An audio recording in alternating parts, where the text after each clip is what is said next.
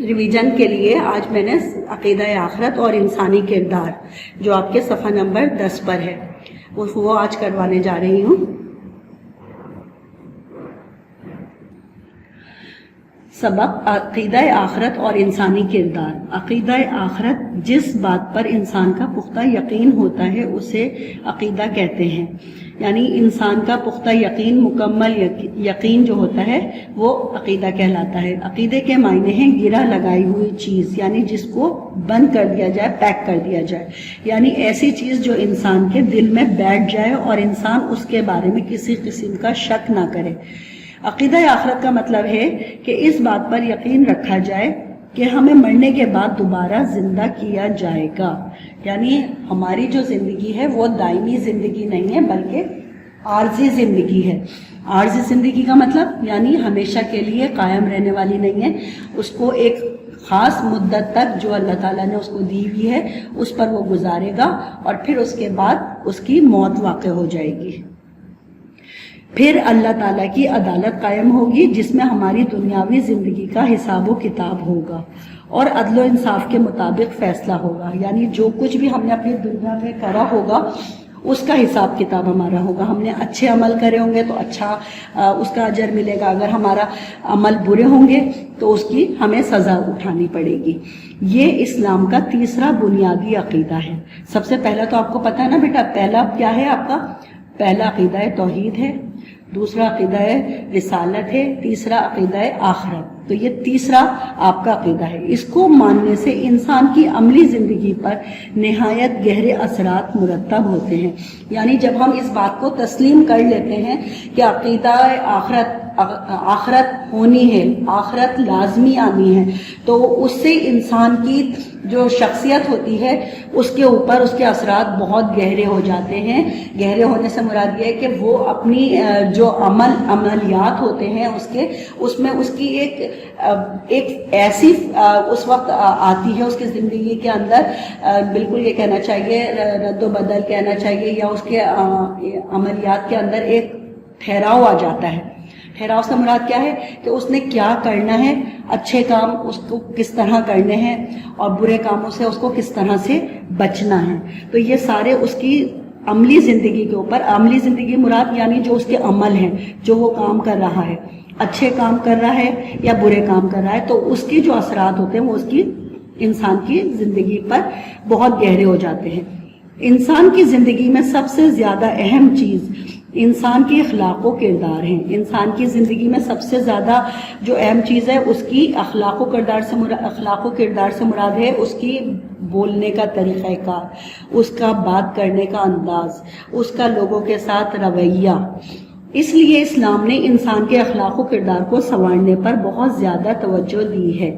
اسلام کے بنیادی عقائد اس سلسلے میں انتہائی اہم کردار ادا کرتے ہیں۔ اب کیا کہ جو اسلام کے بنیادی عقائد ہیں وہ تمام کے تمام بہت اہم کردار ہوتے ہیں۔ جہاں عقیدہ توحید، رسالت انسان کی زندگی میں بہت بڑی تبدیلی کا باعث بنتا ہے۔ بیٹا میں نے ابھی آپ کو بتایا نا کہ دو عقیدے اس سے پہلے ہمارے ہیں، ایک ہے عقیدہ توحید اور دوسرا عقیدہ رسالت۔ ان دونوں کے بعد یہ جو تیسرا عقیدہ جو ہم پڑھ رہے ہیں، عقیدہ آخرت، ان تینوں کا ہی انسان کی زندگی میں بڑی تبدیلیوں کا باعث بن جاتے ہیں۔ یعنی عقیدہ رسالت سے مراد کیا ہے کہ ہم کون سے اللہ تعالیٰ نے جتنے بھی رسول بھیجے ہیں ہم ان تمام رسولوں پر ایمان لاتے ہیں۔ جیسے آپ نے پڑھا ہے نا، ایمان مفصل کا ترجمہ ہے آمنت باللہ وملائکتہ وکتبہ ورسولہ والیوم الآخر والقدر خیر شر من اللہ تعالیٰ والبعث بعد الموت۔ یہ جو آپ کا وہ ہے ایمان مفصل کا ترجمہ، اس کے اندر یہ سارے عقائد آ جاتے ہیں۔ پہلا عقیدہ توحید بھی آ گیا اس میں، عقیدہ رسالت بھی آ گیا اس کے اندر، اور عقیدہ آخرت بھی اس کے اندر آ گیا۔ عقیدہ آخرت پر ایمان لانے والا دنیا میں بے فکری کی زندگی بسر نہیں کر سکتا۔ یعنی کیا مطلب ہے؟ جس بات کا ہمیں یہ یقین ہے کہ آخرت ہونی ہے قائم، تو اس کا ڈر اس کے دل میں بیٹھتا ہے اور وہ اپنے آپ کو برے کاموں سے روکتا ہے۔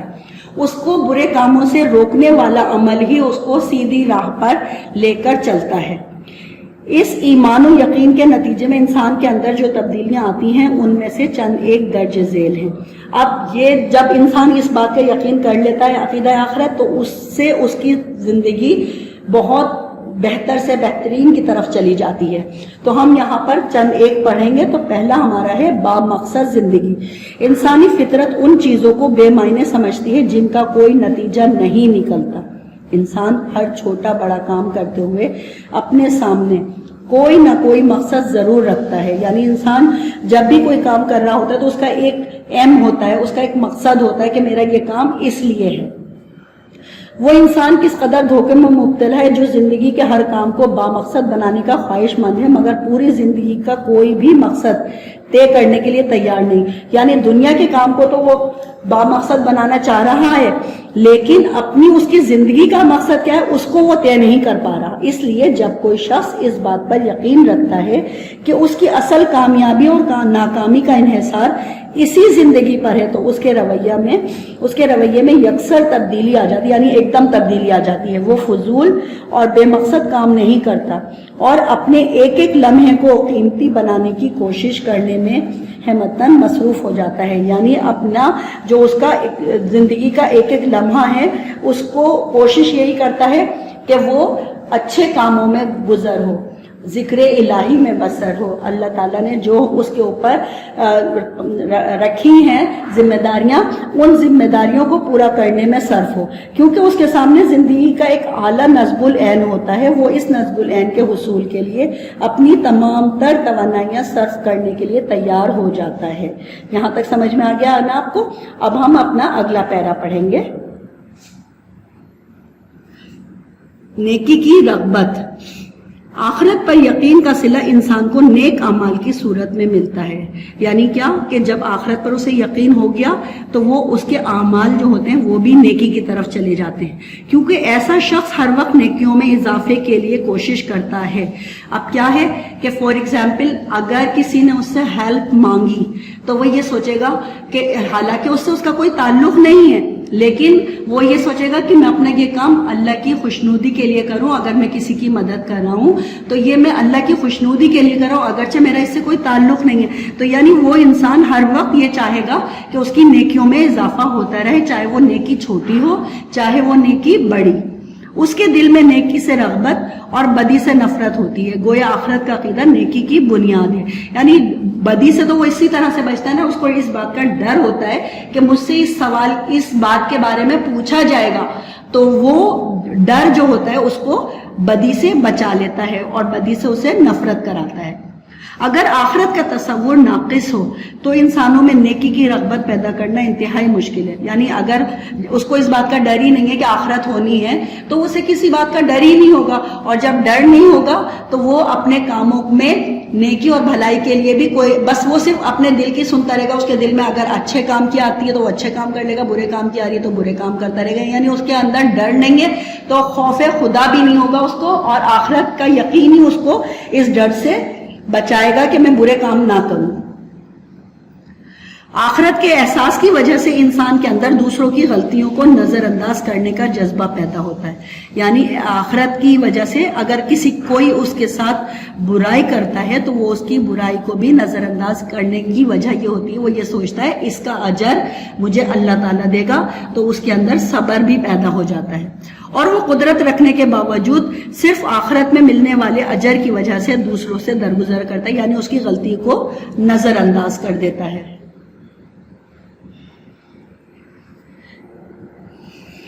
دیانت داری. تھرڈ پوائنٹ ہے ہمارا عقیدہ آخرت کا نا. آخرت پر یقین کے نتیجے میں انسان کے اندر جو عمدہ صفات پیدا ہوتی ہیں ان میں سے ایک دیانت داری ہے. جو میں نے بتایا نا صفات سے مراد یعنی خوبیاں. آخرت پر یقین رکھنے والے انسان کے اندر جو خوبیاں پیدا ہوتی ہیں ان میں سے ایک خوبی دیانت داری ہے. دیانت داری انسانی زندگی کو پرسکون بنانے میں بہت اہم کردار ادا کرتی ہے.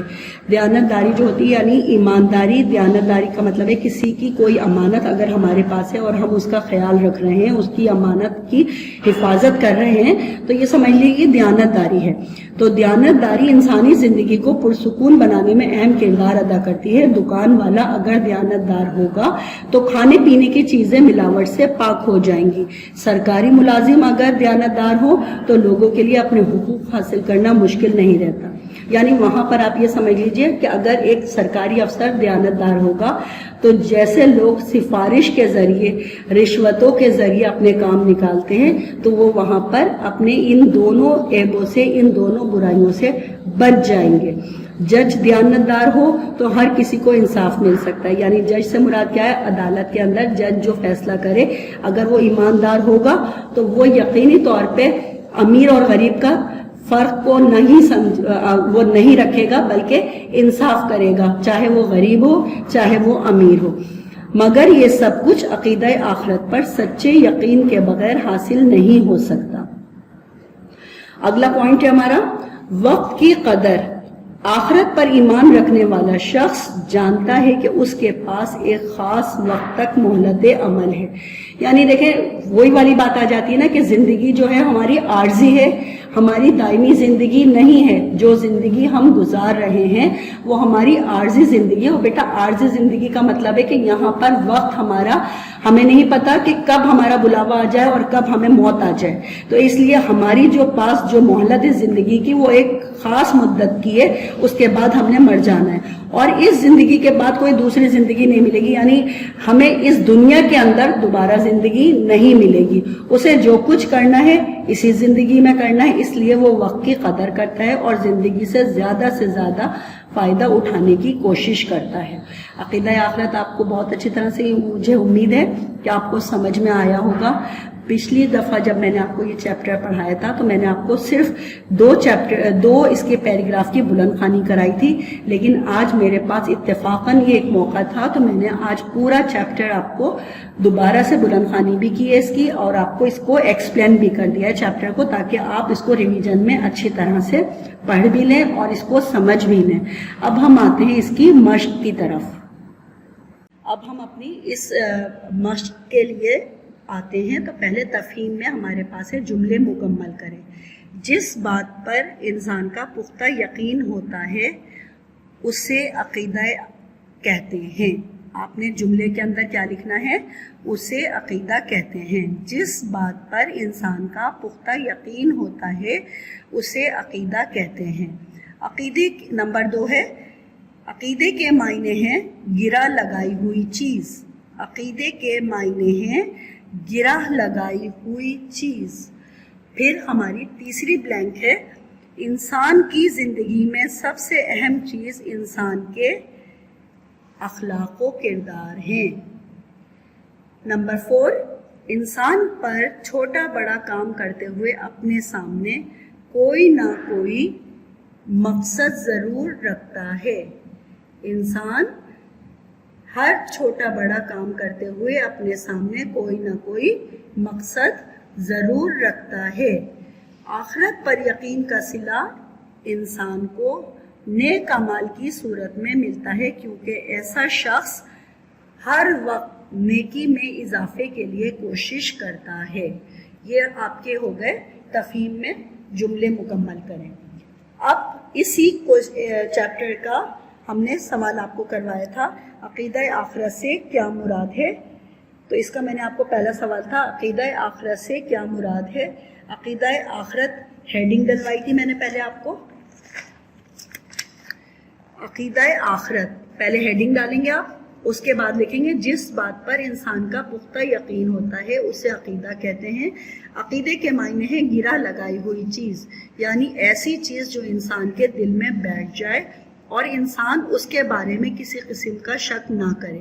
عقیدہ آخرت کا مطلب ہے کہ اس بات پر پختہ یقین رکھا جائے کہ ہمیں مرنے کے بعد دوبارہ زندہ کیا جائے گا، پھر اللہ تعالیٰ کی عدالت قائم ہوگی جس میں ہماری دنیاوی زندگی کا حساب کتاب ہوگا اور عدل و انصاف کے مطابق فیصلہ ہوگا. یہاں تک آپ نے اس سوال کا جواب مکمل کرنا ہے.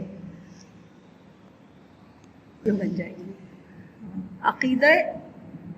عقیدہ آخرت پر ایمان نہ لانے کے کیا نقصانات ہو سکتے ہیں. تو اس میں پہلے آپ ہیڈنگ ڈالیں گے نقصانات کی، پھر آپ لکھیں گے منکرین آخرت اس دنیا میں بے مقصد زندگی گزارتے ہیں. یعنی جو آخرت کا انکار کرنے والا ہوتا ہے، منکرین کا مطلب کیا ہے؟ انکار کرنے والے لوگ. تو منکرین آخرت اس دنیا میں بے مقصد زندگی گزارتے ہیں. نمبر 2، عقیدہ آخرت کو نہ ماننے والے انسان کی عملی زندگی پر منفی اثرات مرتب ہوتے ہیں.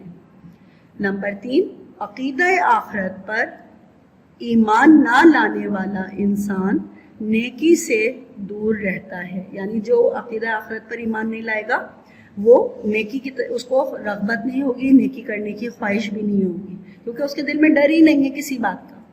نمبر 4، منکرین آخرت میں صبر و تحمل جیسی صفت موجود نہیں ہوتی.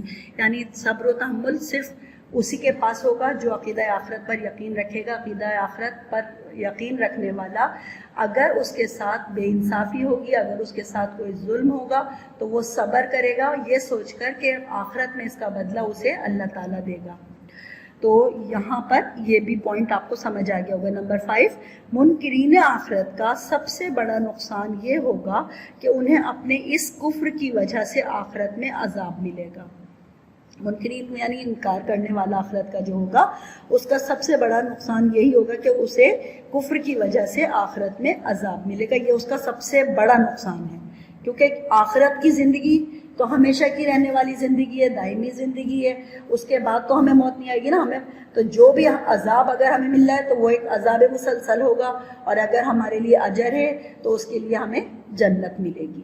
نمبر 6، آخرت میں ایسا انسان اللہ کے سامنے رسوا اور شرمندہ ہوگا. یعنی آخرت میں ایسا انسان جو ہوگا، ظاہر ہے اللہ کے سامنے جب ہمارے اعمال پیش ہوں گے تو ہمیں اللہ کے سامنے شرمندگی اٹھانی پڑے گی، اور ہمارے جو بھی ہمارے اعمال ہوں گے وہ ہمیں رسوا کریں گے سب کے سامنے.